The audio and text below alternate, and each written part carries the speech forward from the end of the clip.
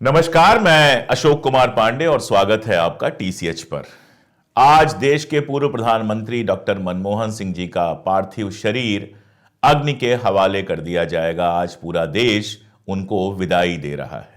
Doctor Manmohan Singh की मृत्यु के बाद जिस तरह पूरे देश में श्रद्धांजलि के संदेश आए, ऐसे लोगों ने जो उनके साथ नहीं थे, जो पॉलिटिकली उनके खिलाफ थे, उन्होंने जिस तरह की बातें की मनमोहन सिंह जी के लिए, पूरी दुनिया से जिस तरह के संदेश आए, वो बताते हैं कि शायद आज की राजनीति में वो अकेले व्यक्ति थे जो अजात शत्रु जैसे थे, जिनका दुश्मन कोई नहीं था। भले सारे लोग दोस्त ना हो, लेकिन दुश्मन कोई नहीं था। कल भी मैंने बताया था, असीम अरुण जो उनके सुरक्षा में रहे थे, उनके सुरक्षा अधिकारी रहे थे और अब योगी आदित्यनाथ की सरकार में मंत्री हैं, उन्होंने जिस तरह से याद किया था उन्हें, बताता है कि मनमोहन सिंह जी ने अपने लिए कितना सम्मान अर्जित किया था। लेकिन कई बार ऐसा लगता है कि हमारी आज की सरकार इतने छोटे दिल की है कि जरा जरा सी बात में दिखा देती है अपना और पराया। मनमोहन सिंह जी देश के 10 साल तक प्रधानमंत्री रहे थे। एक परंपरा है कि पूर्व प्रधानमंत्रियों को हमेशा राजघाट के आसपास ही उनका अंतिम संस्कार किया जाता है। कांग्रेस ने मांग की थी कि उसी इलाके में उनका अंतिम संस्कार किया जाए और वहीं उनका समाधि स्थल बने, वहीं उनका मेमोरियल बने। कल आधी रात को जाकर सरकार ने यह माना, जब पूरे देश से दबाव पड़ना शुरू हुआ तो आधी रात को जाकर सरकार ने यह माना कि उनकी समाधि बनेगी, उनका मेमोरियल बनेगा, लेकिन उनका अंतिम संस्कार निगमबोध घाट पे कराया जा रहा है।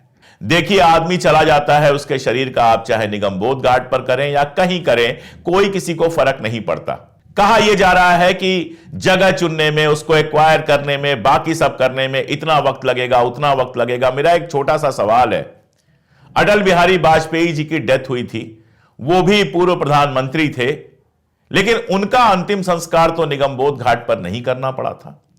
अगर उनके अंतिम संस्कार के लिए तुरंत जमीन मिल गई थी, अगर उनके अंतिम संस्कार के लिए रातों रात सारी व्यवस्था हो गई थी, तो आखिर देश के इकलौते अल्पसंख्यक प्रधानमंत्री, सिख प्रधानमंत्री डॉक्टर मनमोहन सिंह की मौत के बाद तुरंत फुरंत में यह इंतजाम क्यों नहीं हो सकता था?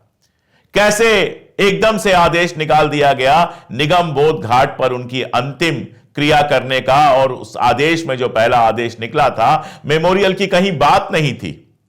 कांग्रेस ने डिमांड की थी, और केवल कांग्रेस ने नहीं, देश के तमाम लोगों ने डिमांड की थी। दिन भर ट्विटर पर लोग सवाल पूछते रहे। उसके बाद जाकर आधी रात को यह स्पष्टीकरण आता है कि बनेगा समाधि स्थल, लेकिन अभी जो अंतिम क्रिया होगी वो निगमबोध घाट पर ही होगी। यह बचपना, यह छोटा दिल, आखिर क्यों? बड़ी बड़ी बातें हो रही हैं।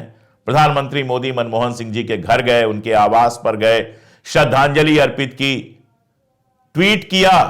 हालांकि ट्वीट ऐसा किया जिसमें चारों फोटो ऐसे लगे थे जिसमें वो खुद भी मनमोहन सिंह के साथ खड़े थे। खैर, जो भी था, ट्वीट किया, सब कुछ किया। तमाम दिन भर बड़ी बातें हुई, लेकिन इतनी हिम्मत नहीं जुटा पाए कि उनको वही सम्मान दिया जाए जो बाकी पूर्व प्रधानमंत्रियों को मिला है। चाहे वो चौधरी चरण सिंह हो, चाहे अटल बिहारी वाजपेयी हो, इंदिरा गांधी जी हो, राजीव गांधी जी हो, सब लोगों का अंतिम संस्कार वहीं पर हुआ। फिर आखिर 10 साल तक देश के प्रधानमंत्री रहे आदरणीय मनमोहन सिंह जी के साथ ये दोहरा व्यवहार क्यों किया जा रहा है? ये शर्मनाक है। ये सवाल हमेशा देश की जनता के सामने रहेगा। उससे भी दुर्भाग्यजनक ये कि जब मांग हो रही थी डॉक्टर मनमोहन सिंह के लिए, तो सवाल उठाए जाने लगे कि नरसिंहा राव जी का भी अंतिम संस्कार राजघाट के आसपास नहीं हुआ था। थोड़ा सा पता कर लेना चाहिए था। जो भी इस देश की समकालीन राजनीति को जानता है, नरसिंहा राव जी का केस जानता है कि नरसिंहा राव जी की जब डेथ हुई तो उनके परिवार ने कहा कि अंतिम संस्कार हम उनके गृह प्रदेश आंध्र प्रदेश में करेंगे, और परिवार ही यह फैसला कर सकता है कि कहां पर अंतिम संस्कार होगा। आप परिवार से किसी को छीन कर उसका अंतिम संस्कार नहीं कर सकते। तो नरसिंहा राव जी को उनका परिवार लेकर गया आंध्र प्रदेश में।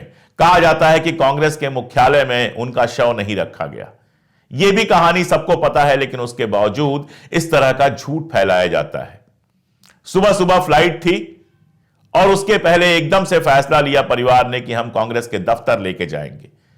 वो तुरंत वहां से कांग्रेस के दफ्तर पहुंचे, अभी वो खुला नहीं था, और ताला खोलने में जितना वक्त लगा उतने में गुस्से में वो लोग फिर से एयरपोर्ट चले गए।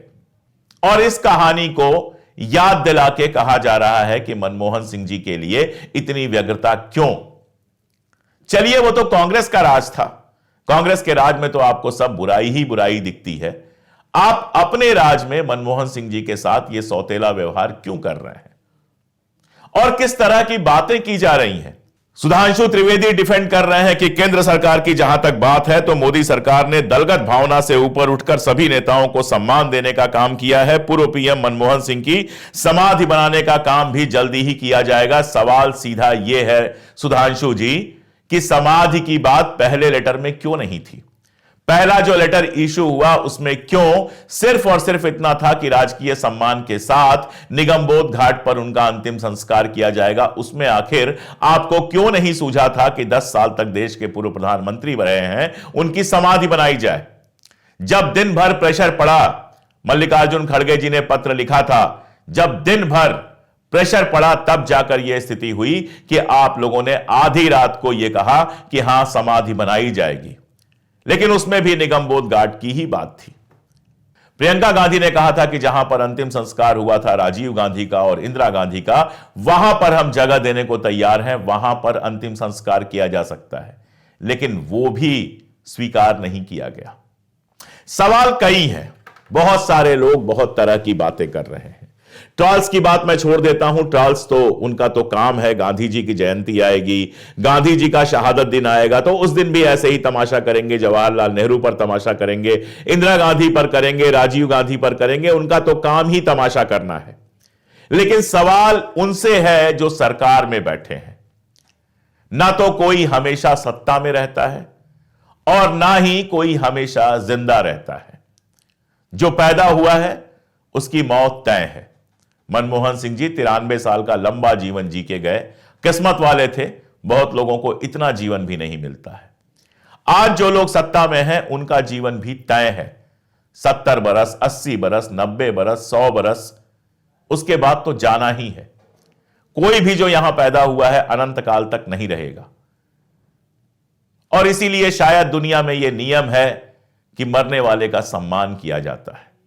जिस आदमी को आप नहीं भी पसंद करते हैं, जिस आदमी से जीवन भर आपके रिश्ते नहीं भी होते हैं, मरने के बाद उस आदमी के शव पर भी आप प्रणाम कर लेते हैं, उस आदमी की कब्र में भी आप मिट्टी डाल देते हैं, एक मुट्ठी मिट्टी उठाकर फेंक देते हैं, उसे श्रद्धांजलि देते हैं, क्योंकि मरने के साथ सब कुछ खत्म हो जाता है। अब वो आदमी वापस लौटकर आपके साथ कोई बहस करने नहीं आएगा। इसलिए सम्मानजनक विदाई की कही जाती है। जब जंग होती है, जंग में भी यह नियम होता है कि एक दूसरे के सैनिकों की लाश सौंप दी जाती है ताकि उनको सम्मानजनक तरीके से कफन दफन किया जा सके, अंतिम संस्कार किया जा सके।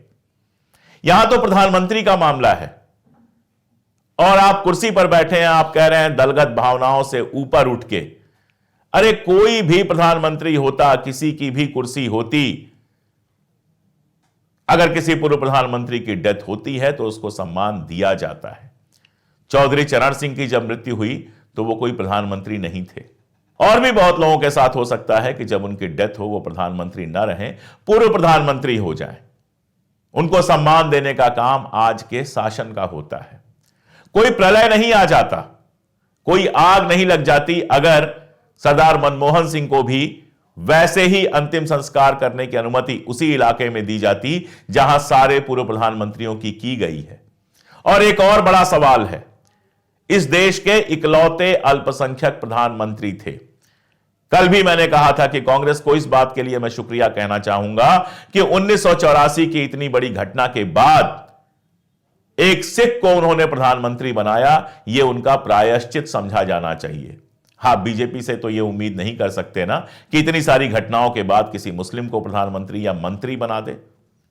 लेकिन जिन सिखों के खिलाफ 1984 में इतना बड़ा, आप नरसंहार कहना चाहें, जेनोसाइड कहना चाहें, हुआ, उसी कौम के, उसी बिरादरी के एक व्यक्ति को प्रधानमंत्री के पद पर बिठाया।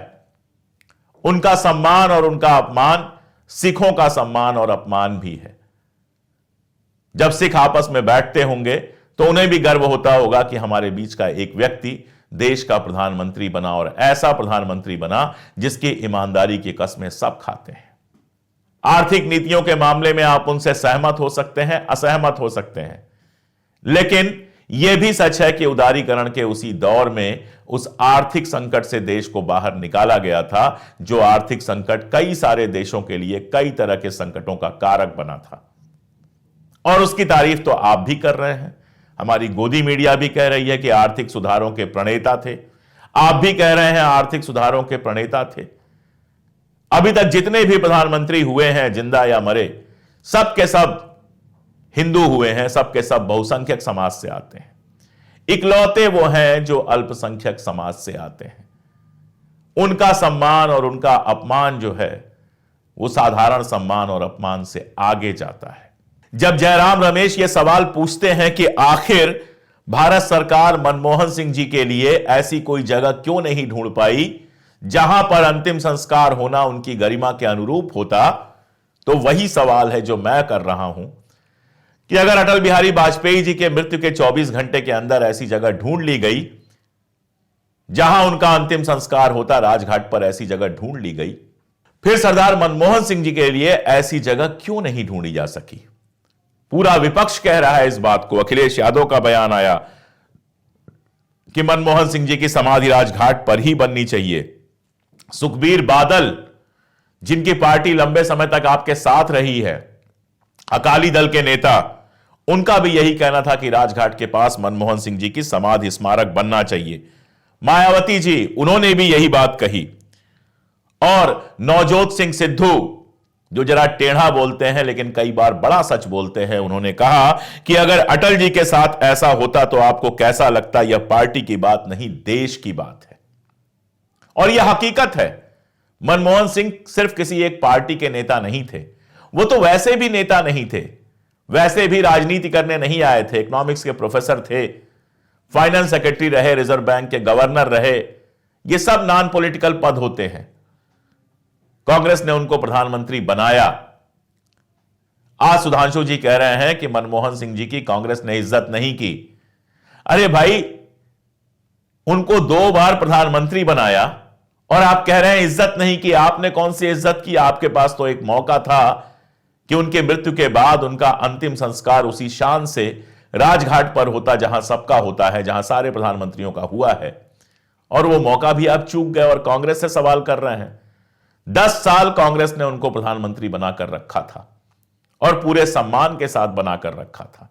और उनके ऊपर कैसे कैसे गंदे हमले आप लोगों ने किए थे।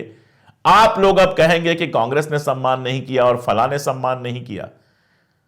जब आपके प्रधानमंत्री संसद के अंदर रेनकोट पहनकर नहाने वाली बात कर रहे थे तो सम्मान कर रहे थे मनमोहन सिंह जी का। जब उनकी एसपीजी 1 साल बाद हटा ली गई थी तो मनमोहन सिंह जी का सम्मान हो रहा था। जब उनके घर कोयला घोटाले में, कथित कोयला घोटाले में, जिसमें कोर्ट को कभी कुछ मिला ही नहीं, जो फर्जी आरोप था, उसमें उनके घर सीबीआई आपने भेज दी तो आप मनमोहन सिंह का सम्मान कर रहे थे। आपकी वित्त मंत्री निर्मला सीतारमण जब संसद में खड़े होकर मनमोहन सिंह का मजाक उड़ा रही थी तो आप उनका सम्मान कर रहे थे। जब उनको लेकर एक से एक घटिया गंदे मीम बनाकर शेयर किए जा रहे थे, व्हाट्सएप पे भेजे जा रहे थे और देश में जहर घोला जा रहा था, तो उस समय आप सरदार साहब का सम्मान कर रहे थे। जो व्यक्ति जिंदगी भर सेकुलर रहा, जो आदमी पाकिस्तान के बंटवारे में आया, अपने पिता को खो दिया लेकिन किसी से कभी नफरत नहीं की, जब आप नफरत फैला रहे थे तो आप उसका सम्मान कर रहे थे। सिखों को जब खालिस्तानी कह रहे थे आप तो उनका सम्मान कर रहे थे। मनमोहन सिंह ने तो कहा था नरेंद्र मोदी के प्रधानमंत्री बनने पर कि देश के लिए यह डिजास्टर होगा, और पिछले 10 साल से हमने देखा है कि देश के लिए किस तरह से डिजास्टर हो रहा है। पेट्रोल डीजल की कीमत पर तब आप इतना चीखते चिल्लाते थे। आज इंटरनेशनल प्राइस लगातार गिरता जा रहा है लेकिन देश के अंदर पेट्रोल और डीजल की कीमत कम नहीं हो रही। सिलेंडर लेकर स्मृति ईरानी घूमती थी, आज सिलेंडर की कीमत क्या है, लेकिन चारों तरफ चुप्पी है।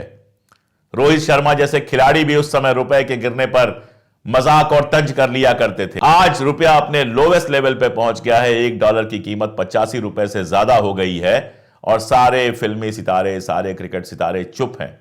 वैसे चुप्पी पे याद आया, दुनिया के हर मुद्दे पर सरकार के साथ ताली बजाने वाले जो हमारे क्रिकेटर्स हैं और जो हमारे सिनेमा के स्टार्स हैं सो कॉल्ड, किसी की इतनी हिम्मत नहीं हुई कि सरदार मनमोहन सिंह को एक ढंग की श्रद्धांजलि दे सके। ये सम्मान कर रहे हैं आप उनका? किसका डर है जो उनको श्रद्धांजलि देने से रोक रहा है? इसका जवाब सब जानते हैं। खैर, बाकी सब एक तरफ, सरदार मनमोहन सिंह को निगमबोध घाट पे अंतिम संस्कार दिया जाए या फिर राजघाट पे दिया गया होता या फिर उनके गांव में दिया गया होता, कोई फर्क नहीं पड़ता। वो दुनिया में जाने जाएंगे अपने काम से, उनका मेमोरियल रहेगा उनकी किताबों में, उनकी स्मृतियां रहेंगी इस देश के लोगों में। जो उनके प्रशंसक हैं उनके लिए भी और जो उनके आलोचक हैं उनके लिए भी, जो उनकी आर्थिक नीतियों के धुर विरोधी हैं, वो भी इस बात को मानेंगे कि अपने व्यवहार और अपनी कार्यशैली में वो पूरी तरह से सेकुलर थे, ईमानदार थे। और आज के प्रधानमंत्री से अगर तुलना करें, क्या कहूं, तुलना की ही नहीं जा सकती है शायद।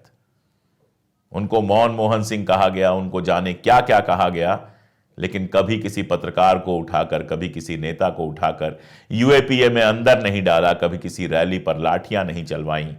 बस इतना कहा कि मुझे उम्मीद है कि इतिहास मेरे प्रति ज्यादा दयालु होगा।